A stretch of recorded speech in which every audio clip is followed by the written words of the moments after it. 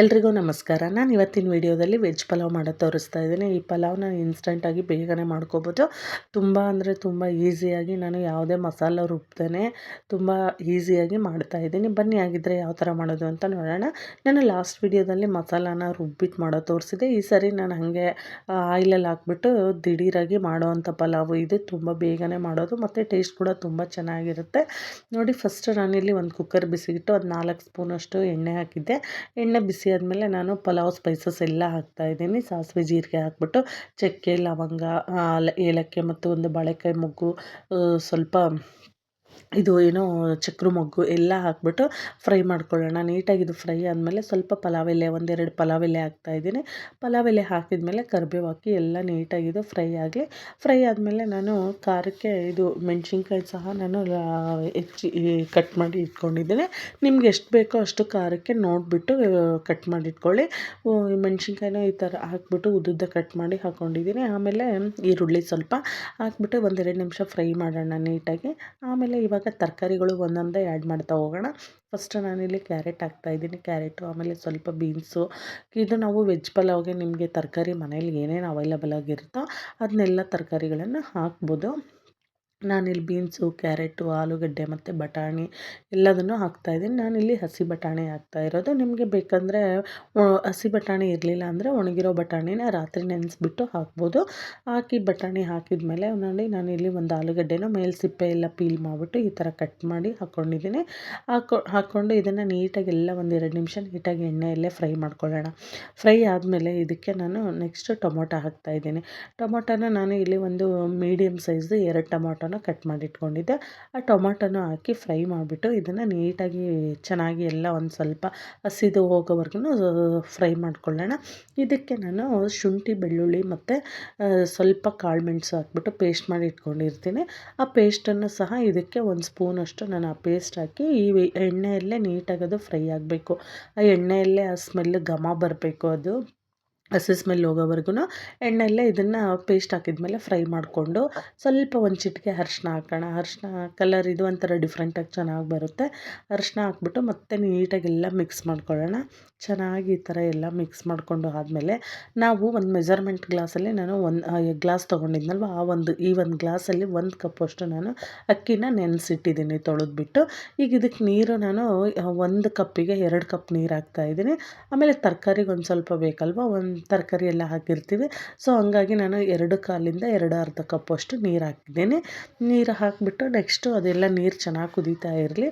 ಸ್ವಲ್ಪ ರುಚಿಗೆ ತಕ್ಕಷ್ಟು ಉಪ್ಪು ಹಾಕಬೇಕು. ಉಪ್ಪು ಹಾಕ್ಬಿಟ್ಟು ಇದು ನೀರೆಲ್ಲ ಚೆನ್ನಾಗಿ ಒಂದು ಸ್ವಲ್ಪ ಬಿಸಿ ಆಗಲಿ. ಈ ಥರ ನೀರೆಲ್ಲ ಬಿಸಿ ಆದಮೇಲೆ ನಾವೇನು ಅಕ್ಕಿನ ನೆನೆಸಿಟ್ಕೊಂಡಿರ್ತೀವಲ್ವ, ಆ ಅಕ್ಕಿನ ಹಾಕಬೇಕು. ನಾವು ತಕ್ಷಣ ಅಕ್ಕಿ ಹಾಕೋದ್ರಿಂದ ಅನ್ನ ಉದುರಾಗಿ ಚೆನ್ನಾಗಿ ಬರೋದಿಲ್ಲ. ಈ ಥರ ಚೆನ್ನಾಗಿ ನೀರು ಕುದೀತಾ ಇರಬೇಕಾದ್ರೆ ನಾವು ಅಕ್ಕಿನ ಹಾಕಿದರೆ ಅದು ಚೆನ್ನಾಗಿ ಉದುರಾಗಿ ಬರುತ್ತೆ. ಆಮೇಲೆ ಟೇಸ್ಟ್ ಕೂಡ ಚೆನ್ನಾಗಿ ಅನಿಸುತ್ತೆ. ನೋಡಿ, ಈ ಥರ ಫುಲ್ಲು ಈಗ ಚೆನ್ನಾಗಾಗಿದೆ ಅಲ್ವಾ ಇದು. ಇದನ್ನು ನಾವು ಒಂದು ಸರಿ ಟೇಸ್ಟ್ ಕೂಡ ನೋಡ್ಕೋಬೋದು. ಈ ಟೈಮಲ್ಲಿ ಉಪ್ಪು ಏನಾದರೂ ಬೇಕು ಅಂದರೆ ನಾವು ಇನ್ನೊಂದು ಸ್ವಲ್ಪ ಹಾಕ್ಕೋಬೋದು. ನೋಡಿಬಿಟ್ಟು ಒಂದು ಸರಿ ಟೇಸ್ಟ್ ನೋಡಿಕೊಂಡು ಇವಾಗ ಕರೆಕ್ಟಾಗಿದೆ ಇಲ್ಲಿ ನನಗೆ ಉಪ್ಪು ಅದು ಎಲ್ಲದನ್ನು. ಇವಾಗ ನಾನೇನು ನೆನೆಸ್ಕೊಂಡಿದ್ನಲ್ವ ಆ ಅಕ್ಕಿನ ಹಾಕ್ತೀನಿ. ಅಕ್ಕಿ ಹಾಕಿಬಿಟ್ಟು ಇದಕ್ಕೆ ಮತ್ತೆ 1 ನಿಮಿಷ 1-2 ನಿಮಿಷ ಚೆನ್ನಾಗಿ ಇದನ್ನು ಕುದಿಸೋಣ. ಹಂಗೆ ಕುದಿಸ್ಬಿಟ್ಟು ನೋಡಿ, ಅಕ್ಕಿ ಹಾಕಿರ್ತೀವಲ್ವ, ಸ್ವಲ್ಪ ಅದು ನೀರೆಲ್ಲ ಕುದಿಯೋದು ಸ್ಟಾಪ್ ಆಗುತ್ತೆ. ಮತ್ತು ಸ್ವಲ್ಪ 1 ನಿಮಿಷ ಬಿಸಿ ಆದಮೇಲೆ ಚೆನ್ನಾಗಿ ಏನು ಕುದೀತಾ ಇರುತ್ತಲ್ವ, ಆವಾಗ ನೀಟಾಗಿ ಇದನ್ನೆಲ್ಲ ಮಿಕ್ಸ್ ಮಾಡ್ಕೊಳ್ಳೋಣ. ಎಲ್ಲ ಅಕ್ಕಿ ಹಾಕಿಬಿಟ್ಟು ನೀಟಾಗಿ ನೋಡಿ ಈ ಥರ ಎಲ್ಲ ಚೆನ್ನಾಗಿ ಮಿಕ್ಸ್ ಮಾಡ್ಕೋಬೇಕು. ನೀಟಾಗಿ ಎಲ್ಲ ಈ ಥರ ಮಿಕ್ಸ್ ಮಾಡಿಕೊಂಡು ಆದಮೇಲೆ ಇದಕ್ಕೆ ನಾನು ಇವಾಗ ಒಂದು ಸರಿ ಎಲ್ಲ ಈ ಥರ ನೀಟಾಗಿ ಮಿಕ್ಸ್ ಮಾಡಿ ನೋಡಿ, ಇವಾಗ ಚೆನ್ನಾಗಿ ಹಿಂಗೆ ಕುದೀತಾ ಇದೆ ಅಲ್ವಾ. ಈ ಕುದಿಬೇಕಾದ್ರೆ ಈ ಅಕ್ಕಿ ಹಾಕಿದ್ಮೇಲೆ ಈ ಥರ ಕುದಿಬೇಕಾದ್ರೆ ಇದನ್ನು ಮತ್ತೆ ನಾನು ಮೇಲೆ ಕೊತ್ತಂಬರಿ ಸೊಪ್ಪು ಹಾಕಿಬಿಟ್ಟು ಸೊಪ್ಪೆಲ್ಲ ಹಾಕಿ ಚೆನ್ನಾಗಿ ಒಂದು ಸ್ವಲ್ಪ ನೀರು ಆವಿ ಆಗಲಿ. ಇದು 1-1.5 ನಿಮಿಷ ಈ ಥರ ಕುದಿಸ್ತೀನಿ ನಾನು ಅಕ್ಕಿ ಹಾಕಿದ್ಮೇಲೆ. ಆಮೇಲೆ ಇವಾಗ ನಾನು ಇದಕ್ಕೆ ಈ ಥರ ಕುದೀತಾ ಇದೆ ಅಲ್ವಾ, ಈ ಥರ ಮಾಡೋದ್ರಿಂದ ಅನ್ನ ಯಾವುದೇ ಅಕ್ಕಿ ಹಾಕಲಿ ಉದುರಾಗಿ ಚೆನ್ನಾಗಿ ಬರುತ್ತೆ.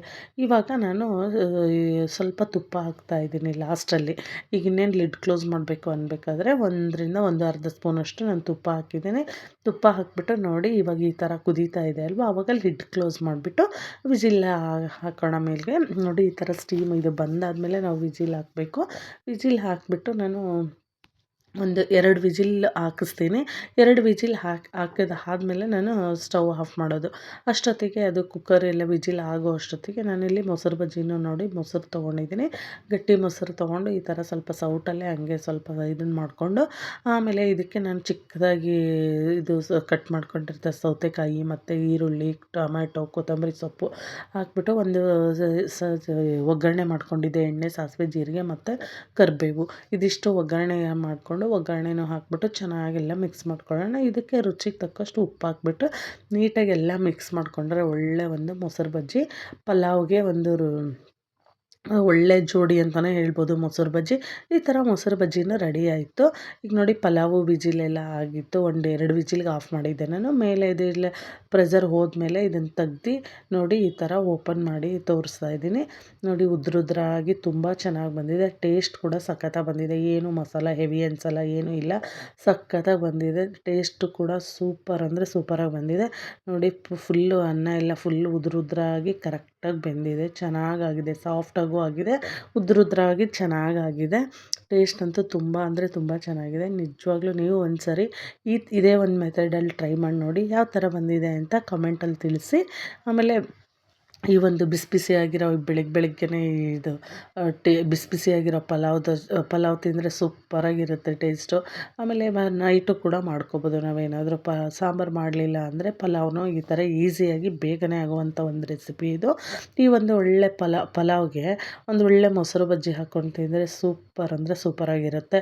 ಮೊಸರು ಬಜ್ಜಿಯಲ್ಲಿ ಒಳ್ಳೆ ಡೈಜೆಷನ್ ಆಗುವಂಥ ಸೌತೆಕಾಯಿ, ಕ್ಯಾರೆಟ್ ಎಲ್ಲ ಚೆನ್ನಾಗಿರುತ್ತೆ. ಇದರಲ್ಲೂ ನೀವು ಒಂದು ಸರಿ ಟ್ರೈ ಮಾಡಿ ನೋಡಿ. ತುಂಬ ಅಂದರೆ ತುಂಬ ಚೆನ್ನಾಗಿ ಬರುತ್ತೆ. ಈ ಥರ ಪಲಾವ್ ಮಾಡ್ಕೊಂಡು ತಿನ್ನೋದ್ರಿಂದ ಬಿಸಿ ಬಿಸಿಯಾಗಿ ಸಖತ್ತಾಗಿರುತ್ತೆ ಟೇಸ್ಟ್. ಆಮೇಲೆ ಲಂಚ್ ಬಾಕ್ಸಿಗೆ ಕೂಡ ತುಂಬ ಚೆನ್ನಾಗಿರುತ್ತೆ. ಎಲ್ಲ ವೆಜಿಟೇಬಲ್ಸ್ ಆಗಿ ಮಾಡೋದ್ರಿಂದ ಮಕ್ಕಳನ್ನು ಆರಾಮಾಗಿ ತಿನ್ಕೊಂಬರ್ತಾರೆ. ನಿಮಗೂ ಈ ವಿಡಿಯೋ ಇಷ್ಟ ಆದರೆ ಪ್ಲೀಸ್ ಲೈಕ್ ಮಾಡಿ. Thank you.